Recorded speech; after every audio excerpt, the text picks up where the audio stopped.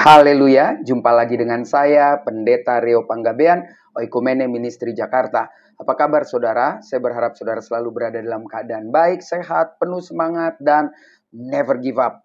Jangan pernah menyerah.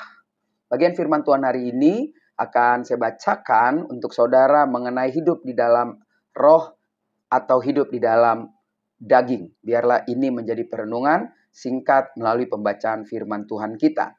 Di dalam kitab Galatia pasal yang kelima ayat 16 hingga 26, Lembaga Alkitab Indonesia memberi judul Hidup Menurut Daging atau Roh. Saya bacakan buat saudara mulai dari ayat 16. Maksudku ialah, hiduplah oleh roh, maka kamu tidak akan menuruti keinginan daging.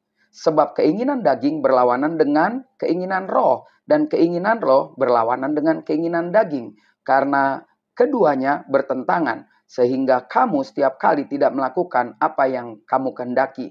Nah, dari sini penjelasannya, kadang kita mau ke gereja tapi tiba-tiba batal. Kadang kita mau baik gitu, tahu-tahu karena ada persoalan apa yang mengganggu, niat baik itu jadi batal. Nah, itulah dia tarik-tarikan antara hidup di dalam roh dan daging.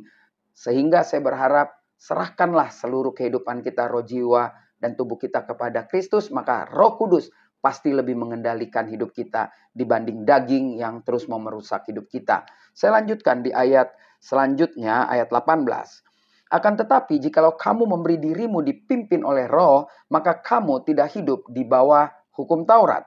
Perbuatan daging telah nyata, yaitu percabulan, kecemaran, hawa nafsu, penyembahan berhala, sihir, perseteruan, perselisihan, iri hati, amarah, kepentingan diri sendiri, percideraan, roh pemecah, kedengkian, kemabukan, pesta pora, dan sebagainya.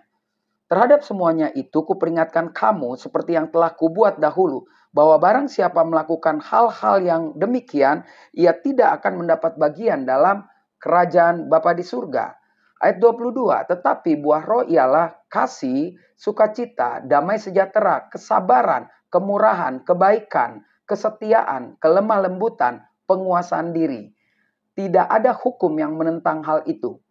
Barang siapa menjadi milik Kristus, ia telah menyalibkan daging dengan segala hawa nafsu dan keinginannya.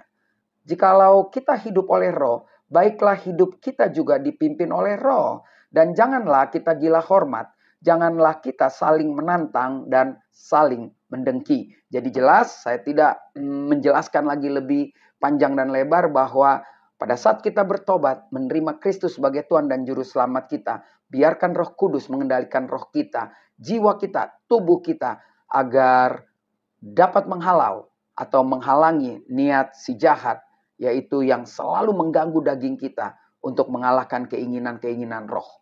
Jadi saya percaya ketika malam ini kita menyerahkan hidup kita kepada Kristus, maka kita sudah mengawalinya dengan roh. Jangan pernah mengakhirinya dengan daging, tapi biarlah roh mengakhirinya dengan roh, dan daging tidak ada lagi kesempatan. Mari pilih hidup di dalam roh, jangan pilih hidup di dalam daging. Saya Pendeta Rio Panggabean, Oikumene Ministry Jakarta. Sampai jumpa pada perenungan berikutnya. Tuhan Yesus memberkati.